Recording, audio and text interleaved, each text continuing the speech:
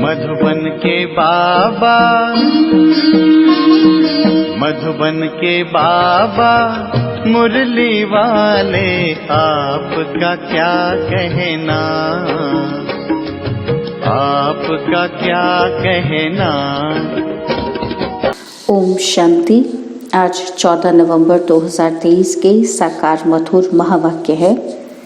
आज मीठे मीठे बाप दादा बोले, मीठे बच्चे, मनुष्य को देवता बना, इसमें विघ्न जरूर पड़ेंगे।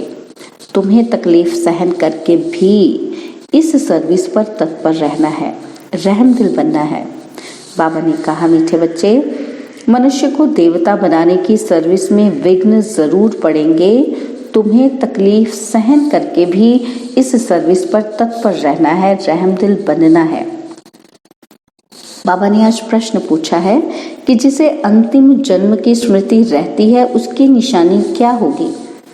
और उत्तर में बाबा ने समझाया, उनकी बुद्धि में रहेगा कि अब इस दुनिया में दूसरा जन्म हमें नहीं लेना है और ना तो दूसरों को जन्म देना है। यह पापात्माओं की दुनिया है। इसकी वृद्धि अब नहीं चाहिए, इसे विनाश होना है। हम इन पुराने वस्त्रों को उतार अपने घर जाएंगे। अब नाटक पूरा हुआ। मुरली का गीत है, नई उम्र की कलियां। ओम शांति। वो समझाते हैं कि तुम बच्चों को हरेक की ज्योति जगानी है, यह तुम्हारी बुद्धि में है। बाप को भी बेहद का ख्याल रहता है कि जो भी मनुष्य मात्र हैं उनको मुक्ति का रास्ता बताएं। बाप आते ही हैं बच्चों की सर्विस करने, दुख से लिबरेट करने। मनुष्य समझते नहीं हैं कि ये दुख है तो सुख का भी कोई स्थान है, यह जानते ही नहीं। शास्त्रों में सुख के स्थान को भी दुख का स्थान बना दिया है। अब बाप है रहम दिल। मनुष्य तो यह भी नहीं जानते कि हम दुखी हैं, क्योंकि सुख का और सुख देने वाले का पता ही नहीं है। यह भी ड्रामा की भावी। सुख किसको कहते हैं, दुख किसको कहते हैं, ये जानते ही नहीं। ईश्वर के लिए कह देते कि वही सुख दुख देते हैं, गोया उस कलंक लगाते हैं। ईश्वर जिनको बाप कहते हैं उनको जानते ही नहीं। बाप कहते हैं कि मैं बच्चों को सुख ही देता हूँ। तुम अब जानते हो बाबा आया है पतितों को पावन बनाने। कहते हैं मैं सबको ले जाऊंगा स्वीट होम। वह स्वीट होम भी पावन है, वहाँ कोई पतित आत्मा रहती नहीं। उस ठिकाने को कोई जानते ही नहीं। कहते हैं कि फलाना पार निर्वाण गया, परंतु समझते नहीं। बुद्ध पार निर्वाण गया तो जरूर वहाँ का रहने वाला था, वहीं ही गया। अच्छा, वह तो गया, बाकी दूसरे कैसे जाएं? साथ तो कोई ले नहीं गया। वास्तव में वह जाते नहीं, इसलिए सब पतित पावन बाप को याद करते हैं। पावन दुनिया दो हैं, एक मुक्ति धाम और दूसरा जीवन मुक्ति धाम। शिवपुरी और विष्णुपुरी, यह है रावणपुरी। परमपिता परमात्मा को राम भी कहते हैं। राम राज्य कहा जाता है तो बुद्धि परमात्मा की तरफ चली जाती है। मनुष्य को तो सब परमात्मा मानेंगे नहीं, तो तुमको तरस पड़ता है, तकलीफ तो सहन करनी पड़े। बाबा कहते, मीठे बच्चे, मनुष्य को देवता बनाने में इस ज्ञान यज्ञ में विघ्न बहुत ही पड़ेंगे। गीता के भगवान ने गाली खाई थी ना, गालियां उनको भी और तुमको भी मिलती हैं। कहते हैं ना कि इसने शायद चौथ का चंद्रमा देखा होगा। यह सब हैं दंत कथाएं। दुनिया में तो कितना गंध है। मनुष्य क्या क्या खाते हैं, जानवरों को मारते हैं, क्या क्या करते हैं।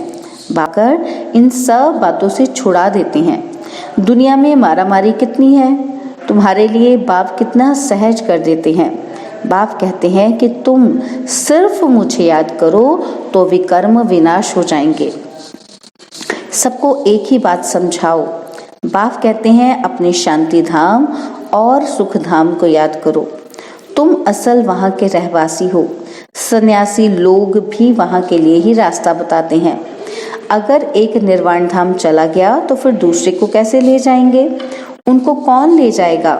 समझो, बुद्ध निर्वाण धाम में गया, उनके बौद्धि तो यहाँ बैठे हैं, उनको वापस ले जाए ना। गाते भी हैं, जो पैगंबर है सबकी रूह यहाँ है, यानी किसी न किसी शरीर में है, फिर भी महिमा गाते रहते। अच्छा, धर्म स्थापन करके गए, फिर क्या हुआ?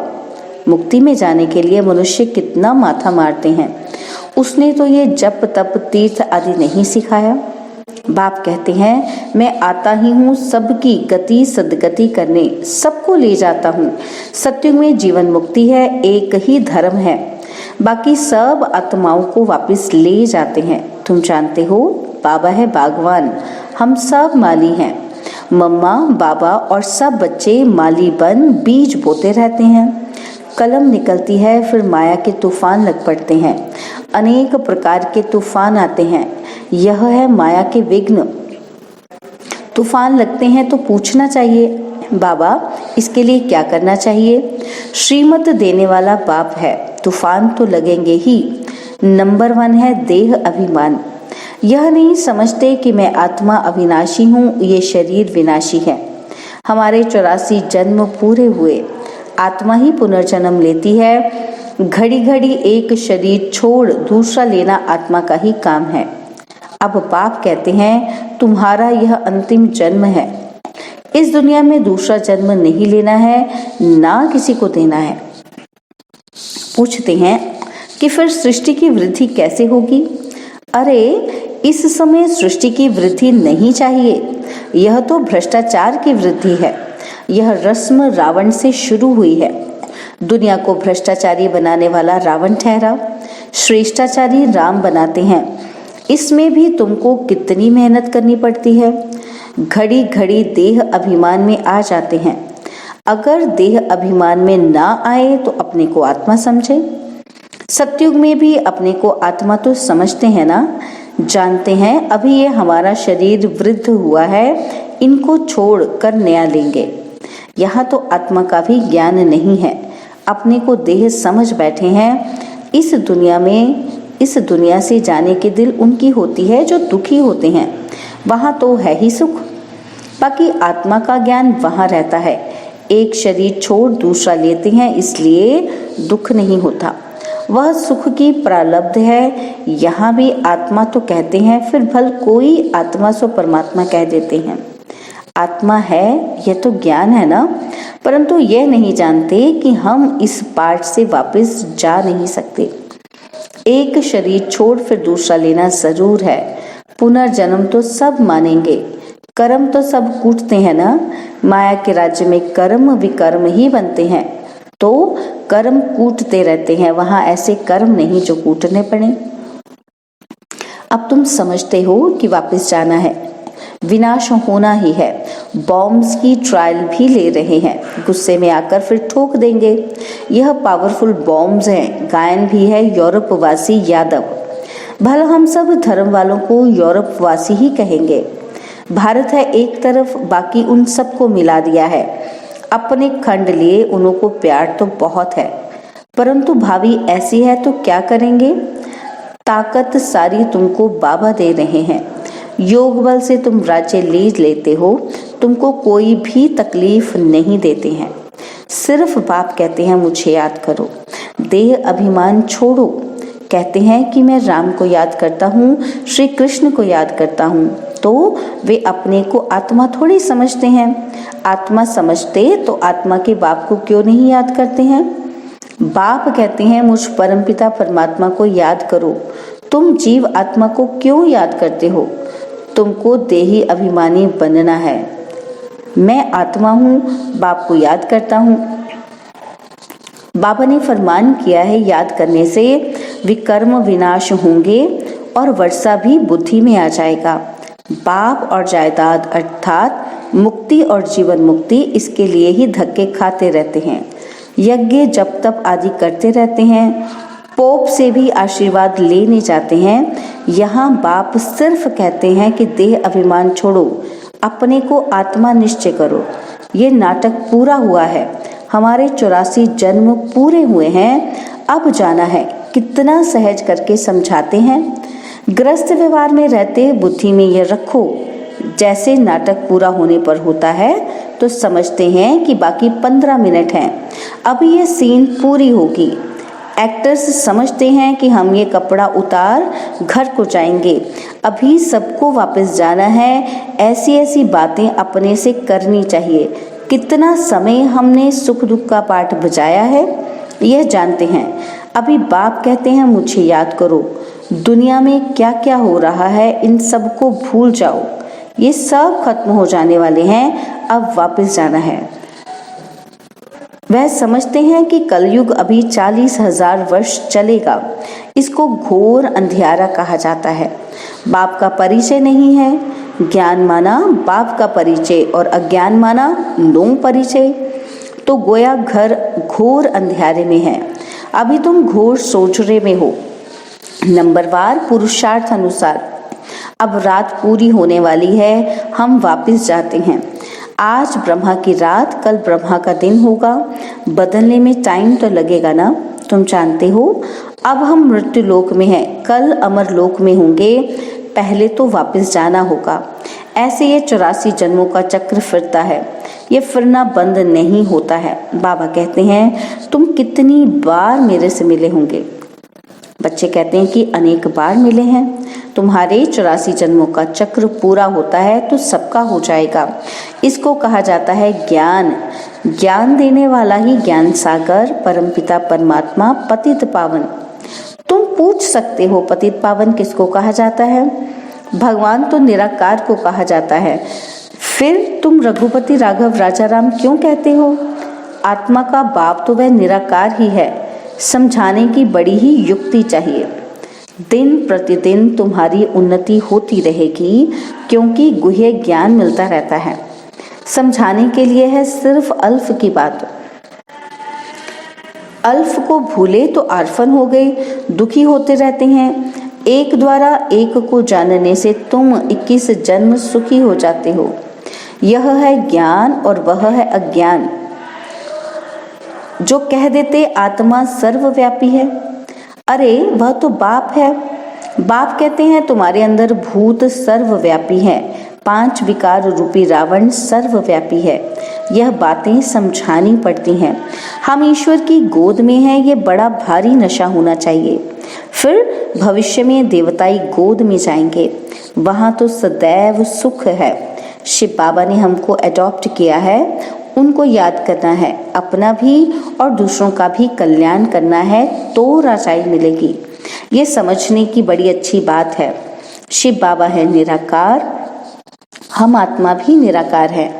वहाँ हम अशरीरी नंगे रहते थे, बाबा तो सदैव अशरीरी ही है। बाबा कभी शरीर रूपी कपड़ा पहन पुनर्जन्म नहीं लेते हैं। बाबा एक बार री इनकारनेट करते हैं। पहले पहले ब्राह्मण रचते हैं तो उनको अपना बनाकर और नाम रखना पड़े ना। ब्रह्मा नहीं तो ब्राह्मण कहाँ से आए? तो ये वही है जिसने पूरे 84 जन्म लिए हैं। गोरा जो फिर सांवरा बना है, सुंदर से श्याम, श्याम से सुंदर बनता है।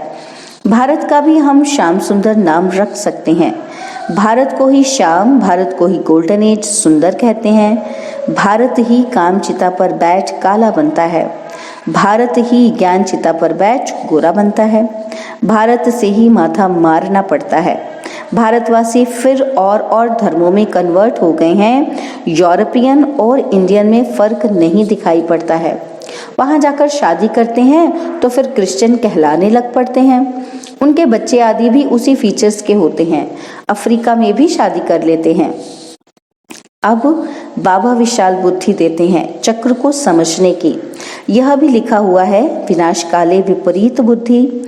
यादवों और कौरवों ने प्रीत नहीं रखी, जिन्होंने प्रीत रखी उनकी विजय हुई। विपरीत बुद्धि कहा जाता है दुश्मन को। बाप कहते हैं इस समय सब एक दो के दुश्मन हैं। बाप को ही सर्वव्यापी कह गाली देते हैं, या तो फिर कह देते जन्म मरण रहित हैं। उनको कोई भी नाम रूप नहीं है। ओ गॉड फादर भी कहते हैं। साक्षात्कार भी होता है आत्मा और परमात्मा का। उसमें और परमात्मा में फर्क नहीं रहता।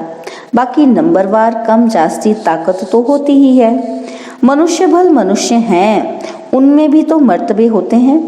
बुद्धि का फर्क है। ज्ञान सागर ने तुमको ज्ञान दिया है तो उनको याद करते हो, वह अवस्था तुम्हारी अंत में बनेगी। अमृत वेले सिमर सिमर सुख पाओ, भल लेटे रहो परंतु नींद नहीं आनी चाहिए।